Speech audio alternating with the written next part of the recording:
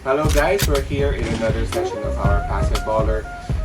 This is now the third game for today's game lineups. It's November 6, 2020. This is one of the games na dami talagang nangungulit, dami rin talaga nag-aantay. And I would admit, this is really one of the two main events for this game. And TGIF nga naman talaga. And this is the one which would start 4 o'clock p.m. This is between Miguel Beermen and NLEX Road Warriors. And you guys heard me right, it's Miguel Beermen. And you just heard me talk about Miguel Beer less than 24 hours ago. So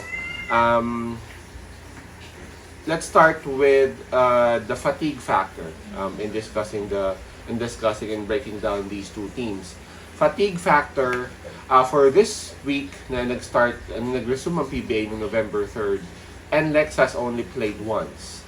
Yun nga yung tinambakan nila yung rain or shine, 94-74. So this would only be their second game. Kahapon walang laro ang NLEX.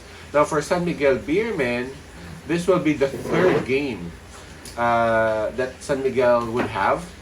And as we all know, San Miguel just played yesterday and sobrang bakbakan ng game na yon. Unfortunately for them, they lost sa Phoenix 110-103 kasi nagwala si RJ Hazul with those 3-point shots of his. Of course, I'm proud of you, RJ Hazul, Pasay City represent. Anyway, siningit ko lang talaga, no? Masingit lang talaga yung city namin. So, pareho kami sinya ni Hazul, di ba? Taga Pasay, born same year. Kaming pinanganak na, 1986. Yun lang, hindi lang kami pareho ng galit. Diba? Iba yung Hazul. So yun, balik tayo sa discussion. So, San Miguel versus NLEX. San Miguel, this would be the third game that they would have for the week. NLEX, this will just be their second. Plus, it's a huge factor na galing sa pahinga ang NLEX kahapon. While San Miguel just had a game against RJ Hazul and his Phoenix Fuel Masters. So in terms of fatigue, I guess there's no doubt, it's no-brainer. Lalamang ang NLEX dito. Needless to say, NLEX is a relatively younger team kung pagkukumparahin natin itong dalawang to. Take San Miguel's starting five, then compare it sa starting five ng NLEX, man. Come on. Ang layo na magiging difference nito sa edad. So, lalamang NLEX di hamak pagdating sa fatigue. Now, of course, it's hindi lang naman din yun sa fatigue matatapos, di ba? In terms of momentum. So, what about momentum, di ba? Baka yung iba nga sa atin, hindi naman kino-consider ang momentum. It's still, at the end of the day, kumbaga, the kind of skill that you have. But, whenever I make predictions and all, I always consider momentum. Kasi, laking tulong nun eh. Laking tulong nun kung nagtatalo ba kayo, kung gaano kang ganado. Conversely, ganun, laking tulong din nun kung nagpapanalo kayo, kung gaano ka looking forward towards the next game, because again, you want to get and you want to taste another win. So, San Miguel, obviously, galing silang talo, 110-103. NLEX, galing silang panalo, 94-74. Tinambakan nila ang rain or shine. So, momentum-wise, I think NLEX has a slight advantage or has an advantage because, again, tinambakan nila ang rain or shine. Hindi ganun kadali tambakan ang isang team na gaya ng rain or shine. FYI, Rain or Shine is one of the top teams currently sa PBA ngayon. Nandun pa sila sa may bandang top 4, top 5 teams. So, tinambakan nila yon. It should be a huge momentum lifter for them. At saka parang galing silang, parang naka-back-to-back na sila, di ba? Tinalo rin nila ang Talk and Text at one point, di ba? So, ang ganda ng performance ng Talk and Text ng NLEX lately. And it is really something intriguing kung paano magre-respond ang San Miguel dito sa atake ng NLEX mamaya. So, the way I look into it, NLEX should have a better start because again, San Miguel mas pagod sila. Pero the way I look into it, San Miguel can easily call this, cancel those things out, di ba? Cancel those things out, yung momentum, yung call this, yung fatigue, by simply putting their championship hats on. Diba? We are the champions. We have been the champions for the past year. So, papasok dyan ng pride, papasok dyan ng diskarte, papasok dyan ng coaching staff. And they need to realize that, kasi San Miguel is now at 5-3, diba? Ata? 5-3. Kapag natalo pa sila mamaya ang San Miguel, magpa 5-4 sila, obviously. Pero mukhang lalabas na sila sa top 4. And of course, you want to stay in the top 4 for you to enjoy the twice to beat advantage. Sa NLEX, ganun din naman. Mahalaga sa kanila itong game na to. Hindi dahil sa top. Hindi dahil gusto nila makuha ang twice to beat. By simply making it to the next round, malaking bagay na for NLEX. So, for both teams, sobrang halaga nito. Pero yun na nga, for me, makakancel ng San Miguel yun. Lamang ng NLEX sa fatigue, lamang ng NLEX sa momentum, because again of experience, or because they have been our champions. So parang even out 0-0, diba? Now for some of you who is already parang confused right now, so baliwala rin naman pala. Since champion sila, baliwala rin pala yung fatigue level, yung momentum na sinasabi mo. So baliwala lang pala, hindi po baliwala. Kasi kung ang kalaban ng NLEX someone na hindi naman ganun ka-experience, someone na hindi championship team, tapos NLEX lamang sa momentum, lamang sa fatigue, nako po, hindi po magiging even out, hindi po magiging 0-0. Ahead na ang NLEX. Umpisa pa lang, we're not even discussing the matchups. So, yun po ang binibigay kong premium sa San Miguel, because again, they have been the champions for the longest time. Now, yes, hindi ko alam kung nakikita nyo, pero ibang pusa naman itong gustong sumama sa video ngayon. Pangalan niya is Jensen. Ayan na, tumabi na. Her name is Jensen, taken from the name ng closer ng Los Angeles Dodgers. So, hindi lang po tayo basketball. Ayan po siya. Pumasok po sa loob. Baseball fan din po tayo. Any kind of sport almost. We appreciate that. So, anyway, going back. So, punta na tayo sa matchups. Diba? Sa bigs, not sure if Moto Tua can still play the way he played last night and the way he has been playing. But I kind of feel like kaya pa rin naman. Bata naman si Moto Tua. Kumbaga dun sa starting five nila, siya na nga yung pinakabata. Kaya naman niya yan. And of course, he has a chip on his shoulder trying to prove that, hey, you know what, Junmar is out, but I'm here. Come on, guys. Ano man tingin niyo sa akin? Baka nakalimutan din natin Moto Tua is one of the top picks at one point, di ba? He is one of the main prospects ng PBA. Medyo nakalimutan nga siya. Kaya ngayon, pinapakita niya na kaya naman, di ba? He has been hitting those threes, those jump shots, those slam dunks. Halos lahat ginagawa ni Tua lately. So, yun nga lang, medyo mahirap kasi sa kabila, NLEX, tulungan sila di ba? There is this Soyud guy. Nakakatuwa tong si Rafael Soyud, kasi I could remember, I was watching the draft, years ago, when Soyud was drafted. Muntik na nga siyang hindi ma-draft doon He was the very last person doon sa draft. And, nung na-draft siya doon, hindi agad siya nakakuha ng kontrata. He has been bouncing around, going from one league to another, naging practice player and all. Pero look at him now. Yan yung mga nakakatawang mga kwento sa PBA. So, Soyud is dominating, and Soyud is one of the main guys in NLEX. Ang kagandahan sa NLEX is that they just don't rely on Soyud in terms of front court. Andyan din si Kinyahan, andyan din si Macaloni na rookie lang siya. Natulong din yung sino to? Kalimutan ko yung big nila na Kutiden na natira din sa tres, 'di ba?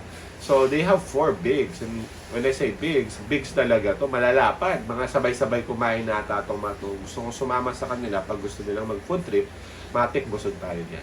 So yun ang problema ng San Miguel, I think, pag umupo si Tua, who would man the paint. I know Billy Mamaril is there, and Billy Mamaril showed that he could still play yesterday. Grabe din yung pinakita ni Billy Mamaril. Of course, he couldn't score, just like Tautua could. Pero si Escoto, ang tanong dito is, will Escoto show himself, and can Escoto help? Yun yung tanong doon. Because if Escoto can help, San Miguel can survive that barrage na ibibigay ng NLEX sa loob. Kasi all Tautua needs to have is like a few minutes of rest, few minutes na iupo, i-nurse yung fouls, kasi syempre magfa-foul sa Tautua. Ganoon naman talaga pag bigs, sasabit tayo, di ba? So they just need to have quality minutes from Escoto. Yung tipong pag umupo naman si Tautua, hindi sila maiiwan, o yung kung lamang man sila, hindi makakain ng lamang. And if Escoto can provide that, pinakita niya kahapon, muntik pa niyang dakdakan. Ewan ko sino yung muntik niya ng dakdakan. Kung mapapakita ni Escoto yun, kahit sa rebounding department man lang, and San Miguel would have a huge advantage. Sana mas lumapad pa si Escoto, kasi 6'7 naman na si Escoto, di ba? That's already a huge and a long frame.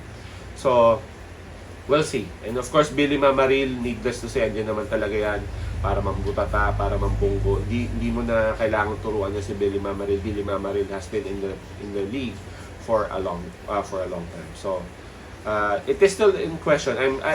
I'm torn kung kanino ko bibigay yung lamang sa San Miguel ba o sa NLEX in terms of the bigs. I want to give it sa San Miguel because of Tautua. Grabe kasi yung performance ni Tautua. Pero yun na nga, di ko alam kung paano sila mag-react pag inupo nila si Tautua. Ang ganda rin naman ng performance ng NLEX. Alright? So, sa backcourt naman, andun ang strength ng NLEX din. Parang halos lahat strong ang NLEX lately, no? So, they have Ravenna and they have Jericho Rosales. Of course, joke lang. Jericho Cruz yun. Yung iba naman, atat na agad mag-comment. Diba? So, Jericho Cruz and Kiefer Ravenna. Ay, nakalimutan ko pa pala, Kevin Alas. So, ganun kalakas ang backcourt ng San Miguel. So, they have those three who could score. Those three, parang isa lang purpose nila nung pinanganak sila, score sila. Diba?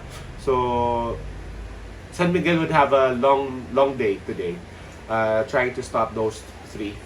Now, if we would look at San Miguel, hindi naman din biro yan. Alex Cabagnot with his non-stop jump shots, non-stop loopers. We have Chris Ross. For me, siya yung parang the Black LA Tenorio, yung Chris Paul of PBA. Ganun datingan sa akin. He wouldn't score 30 points a game, but he relies on his basketball IQ and his handling skills to help the team. So Chris Ross, and then of course si Marshall Lassiter. Laking question mark ito si Marshall Lassiter kasi I'm sure he was taking pride of yesterday's game against Matthew Wright. Yun ang pinamatch up, Matthew Wright or Marshall Lassiter, sinong mas shooter, gano'n. And parang lalabas, kahit si Azul naman na nag-best player, lalabas Matthew Wright ang lumamang doon kasi Phoenix ang nanalo. So, I'm looking at this game and I'm looking at Marshall Lassiter. I'm sure gusto niyang bumawi. And I'm sure titira ng Treshan kasi kahapon hindi siya masyadong nakatira din. Ang ganda ng depensa sa kanya ng Phoenix.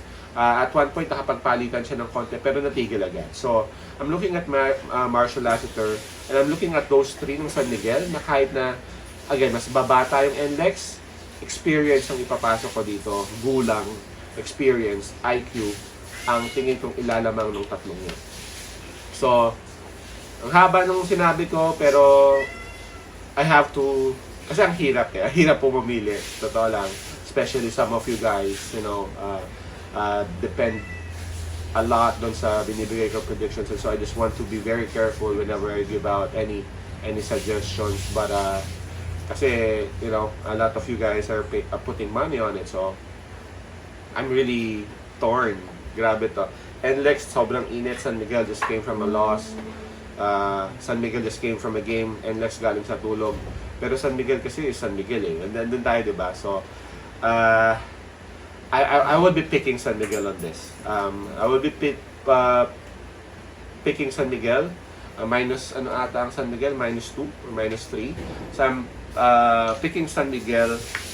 My main reason for this is again experience. For now, let's forget about everything. San Miguel would do everything just to stay in top 4. San Miguel would have their pride na ayaw nilang iba back to back losses sila ng isang NLEX, 'di ba? And if you would, ang isang kong pwedeng point dito is, if you would take a look at yesterday's game, yes, tatalo sila ng Phoenix, but it took a Hazul to burn like that, like 33 points, 35 points ata si Hazul, para matalo ang San Miguel, di ba? So, kumbaga, and Phoenix yun. I mean, no disrespect kay NLEX, pero mas malakas ang Phoenix sa NLEX. So, yung isang Phoenix na ganun kalakas, talagang nahirapan din naman bago talunin yung isang San Miguel. So, I don't think NLEX can just go out there and beat San Miguel just because they're fresh, just because they have the momentum, because San Miguel is hurt right now. And mas nakakatakot lumaban sa isang champion, sa isang ganun kagaling na team coming from a loss. So, again, kaklaruhin ko, I'm putting my pick on San Miguel, minus 2 ba ata yun, minus 1.5 siya ko. So it's gonna be San Miguel winning over NLEX for today's game. So marami pong salamat. Sorry kung medyo mahaba, again, medyo mahirap po talaga. Kahit yung mamayang game, ang hirap nun. So kakain muna ako para pag-isipan kung ano ba talaga ibibigay ko prediction for game later on. Pero again, it's San Miguel winning over NLEX, minus 2. Kita po tayo mamaya sa 4th game. Peace out. As I love.